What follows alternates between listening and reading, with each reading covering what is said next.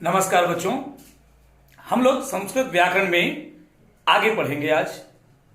और आज हम लोग जानेंगे विभक्ति के बारे में। विभक्ति है क्या चीज, इसके बारे में हम लोग आज जानेंगे। ठीक है, तो सबसे पहले देखिए है विभक्ति संख्या कारक बोधयित्री विभक्ति। संख्या कारक बोधयित्री विभक्ति अर्थात संख्या कारक का बोध कराने वाली विभक्ति होती है। संख्या कहने का मतलब हुआ कि वचन एवं क्रिया की निष्पत्ति में सहायक जो रूप होता है उसे विभक्ति कहते हैं। ठीक है, अब देखिए विभक्ति होते हैं 7। विभक्ति कितने हुए? 7। और 7 विभक्ति जब हुए, विभक्ति के बाद फिर क्या है कि 7 विभक्ति में 3 अलग अलग वचन, एक वचन, द्विवचन, बहुवचन। विभक्ति हो गया प्रथमा विभक्ति, द्वितीय विभक्ति, तृतीय विभक्ति, चतुर्थी, पंचमी, षष्ठी और सप्तमी। तो इस तरह से 7 और गुणा 3 21 प्रत्यय इसमें मिले होते हैं। ठीक है, तो विभक्ति को प्रत्यय के अंतर्गत रखा जाता है और शुभ प्रत्ययों को विभक्ति कहते हैं। शुभ प्रत्ययों को क्या कहते हैं? विभक्ति कहते हैं। जैसे उदाहरण के तौर पे लेते हैं राजन, शब्द है ना, शब्द है राजन, तो राजन हुआ षष्ठी विभक्ति बहुवचन। राजन क्या हो गया? षष्ठी विभक्ति बहुवचन। ठीक है, तो ये जो है इसको आम विभक्ति, ऐसे विभक्ति लगी हुई है तो उसको आम विभक्ति कहते हैं। फिर एक कारक विभक्ति। कारक विभक्ति हुआ जो कारक चिन्ह के अनुसार विभक्ति लगा तो कारक विभक्ति कहलाए। उसके बाद है आपको एक चीज देखिए, शब्द है बालकेन सह पिता आगच्छति। बालकेन सह पिता आगच्छति।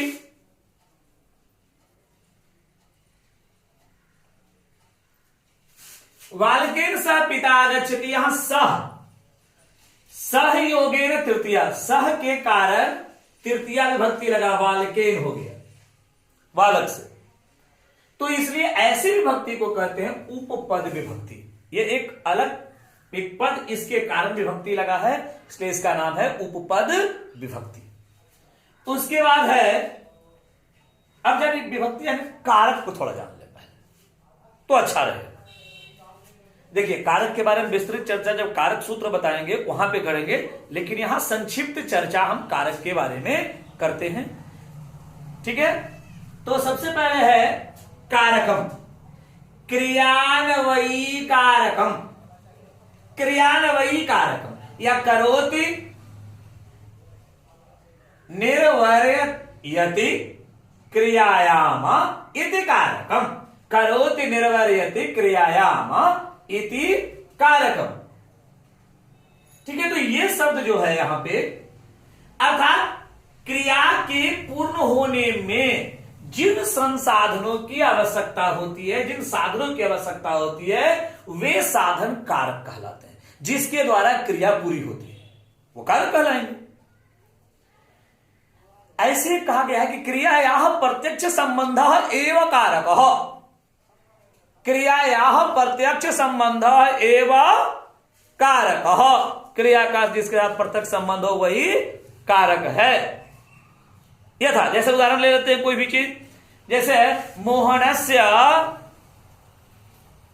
मोहनस्य भ्राता आगच्छति। आने का काम मोहन कर रहा है, उसका भाई कर रहा है, उसका भाई कर रहा है। भ्राता आगच्छति, तो मोहन तो यहां बेकार में ऐसे ही आ गया ना, इसलिए यह कारक के अंतर्गत नहीं है। इसको ऐसे तो हिंदी में यह संबंध कारक है और संस्कृत में प्रयोग के लिए इसको विभक्ति के अंतर्गत, षष्ठी विभक्ति के अंतर्गत रख दिया गया, लेकिन यह कारक नहीं। तो संस्कृत में कारक हैं कुल 6। कौन कौन है? उसके लिए एक श्लोक है, ध्यान से देखिएगा। कर्ता कर्म च करणम कर्ता कर्म च करणम संप्रदानम तथैव च आपादानाधिकरणे इत्याहुः कारकानि षड। फिर से देखिएगा, कर्ता कर्म च करणम संप्रदानम तथैव च आपादानाधिकरणे इत्याहुः कारकानि षड। पुनः एक बार, कर्ता कर्म च करणम संप्रदानम तथैव च आपादानाधिकरणे इत्याहुः कारकानि षड। कहता है कि कर्ता कर्म करण संप्रदान जो है आपादान अधिकरण, इन्हें ये 6 कारक कहे जाते हैं। कर्ता कर्म करण संप्रदान आपादान और अधिकरण, इन 6 को कारक कहे जाते हैं या ये 6 कारक माने जाते हैं। अब देखिए इसको थोड़ा सा समझ लें। कर्ता कारक, इसका सूत्र होता है स्वतंत्र कर्ता, जो किसी कार्य को करने के लिए स्वतंत्र हो, जो स्वतंत्र रूप से किसी कार्य को संपादित करता हो, वो कर्ता कारक। यथा रामा पठति, राम पढ़ता है। मोहना धावती, मोहन दौड़ता है। यहां पे राम मोहन करता है। कर्म कारक, कर्तरे सिप्ततम कर्मम, कर्ता के लिए जो इष्ट वस्तु होती है वो कर्म। क्रिया में क्या लगा दीजिएगा तो कर्म का जवाब आ जाएगा, जो जवाब आएगा वही कर्म है। यथा रामः पुस्तकम पठति, रामः किम पठति, तो पुस्तकम पठति, तो पुस्तकम हो गया कर्म। अगला है करण कारक, करण कारक हो गया साधकतम कारणम, जो साधन जिसके द्वारा क्रिया संपादित होती, जो साधन उसमें है वो करण कारक है। ठीक है, जैसे है रामः कलमेन लिखति, राम कलम से लिखता है, कलम साधन हो गया। स हस्तेन ताड़यति, वह हाथ से पीटता है, तो साधन हो गया। तो यहां पे हो गया करण कारक। तृतीय विभक्ति इसमें लग गया है संप्रदान कारक, कर्मणा यमभिप्रैति स्वसंप्रदानम, कर्मणा यमभिप्रैति स्वसंप्रदानम, कर्म की जिसके साथ प्रीति हो, जिसके साथ जो जिसको जिस, या सीधे कहिए ना कि जिसे कुछ दिया जाए, जिसको कुछ भी दे दिया गया वो कहलाता है आपको संप्रदान कारक। जिसे कुछ दे दिया गया वो कहलाता है संप्रदान कारक। उसके बाद देखिए आपादान कारक। एक उदाहरण देख लीजिए, रामः मित्राय पुस्तकम ददाति, रामः मित्राय पुस्तकम ददाति, मित्राय मित्र को पुस्तकम ददाति, दे दिया, दान दिए मित्र को, इसलिए मित्राय हो गया यहां पे संप्रदान कारक। अगला है आपादान कारक, ध्रुवम पयोपादानम, ध्रुवम पयोपादानम, इसमें है कि जिस से अलग, बिलगाव होने का, अलग होने का बोध, वो आपादान कारक। यथा वृक्षात् पत्रम पतति, वृक्ष से पत्ता गिरता है, तो ये हो गया आपको आपादान कारक, यहां पे है वृक्षात् में। अब देखिए अगर एक वचन है तो पत्रम हो गया, ठीक है, और यदि इसमें बहुवचन होता वृक्षात् पत्राणि पतन्ति, वृक्ष से पत्ते गिरते हैं। देखिए संबंध मात्र, संबंध मात्र इसको कहते हैं, संबंध कारक नहीं इसको कहा। जैसे मोहनस्य कुक्रः धावति, मोहन का कुत्ता दौड़ता है, यहां मोहनस्य में संबंध है अधिकरण कारक। आधारो अधिकरणम, जहां किसी पर कोई आधारित हो, कोई रखा हुआ, जिस पर से संबंध जिसके ऊपर हुआ, वो अधिकरण कारक है। यथा कटे छात्राः उपविशन्ति, चटाई पे छात्र बैठे हुए हैं, ये हो गया।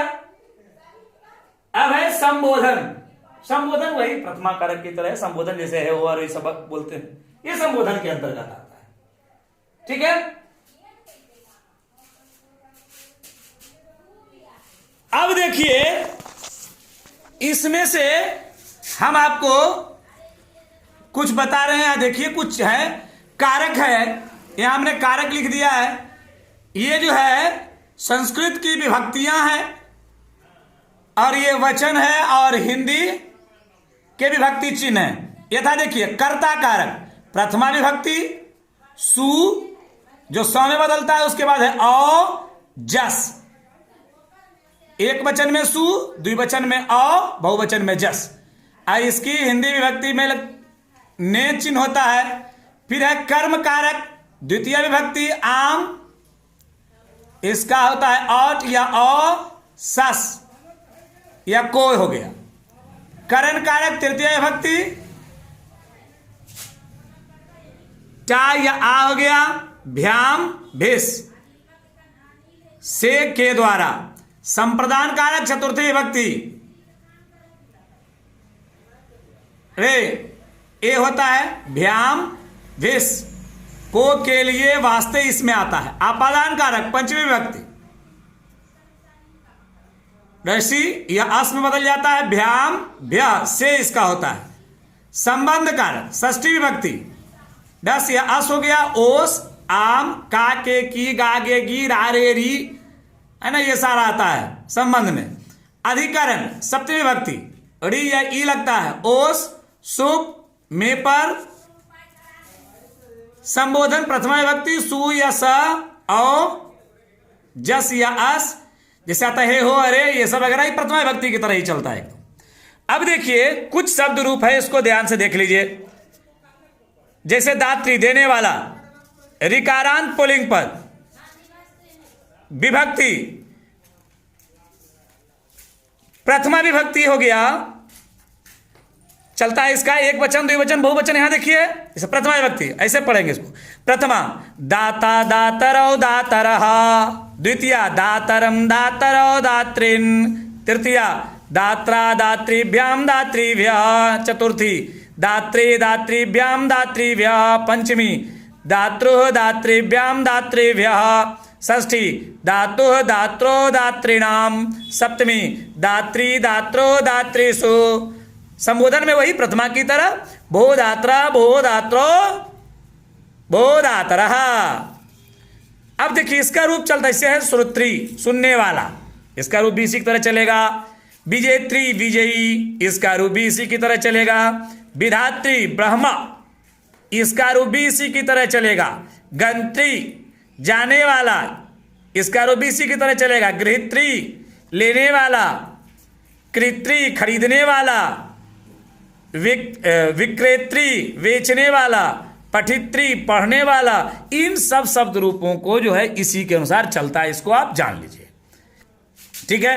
अब देखिए एक और उदाहरण यहां पितृ का देख लीजिए। पिता शब्द है ऋकारांत पुल्लिंग पद, प्रथमा विभक्ति में पिता पितरौ पितरः, द्वितीय विभक्ति पितरम पितरौ पित्रान, तृतीय विभक्ति पित्रा पितृभ्याम पितृभ्यः, चतुर्थी विभक्ति पित्रे पितृभ्याम पितृभ्यः, पंचमी विभक्ति पितुः पितृभ्याम पितृभ्यः, षष्ठी विभक्ति पितुः पित्रो पितॄणाम, सप्तमी विभक्ति पितृ पित्रो पितृषु। संबोधन में वही भो पिता भो पित्रो भो पित्रः। ध्यान रखिए कि जमात्री जमाई जिसको कहते हैं दमाद, भ्रातृ भाई, इन सब का शब्द रूप भी इसी प्रकार चलता है। मातृ का भी इसी तरह चलता है, लेकिन द्वितीय बहुवचन में मातृ होता है। ठीक है। अब देखिए अगला है गौ, गाय के अर्थ में। गाय बैल दोनों के लिए आता है ये। ओकारांत पुल्लिंग पद है। प्रथमा गौः गावे गावः, द्वितीया गाम गावो गाः, तृतीया गावा गोभ्याम गोभिः, चतुर्थी गवे गोभ्याम गोभ्यः, पंचमी गोह गोभ्याम गोभ्यः, षष्ठी गोह गवोह गवानाम, सप्तमी गवी गवो गवेषु, संबोधन वही भोगो भोगवो भो गावा गावः। तो ये आप देख लिए शब्द रूप, आप इन शब्द रूप को याद कर लीजिएगा, ये प्रारंभिक शब्द रूप है। इन प्रारंभिक शब्द रूपों को आप अच्छी तरह से याद कर लीजिएगा, ये आपको काम देगा। ठीक है, पुनः अगली क्लास में हम लोग मिलेंगे। धन्यवाद।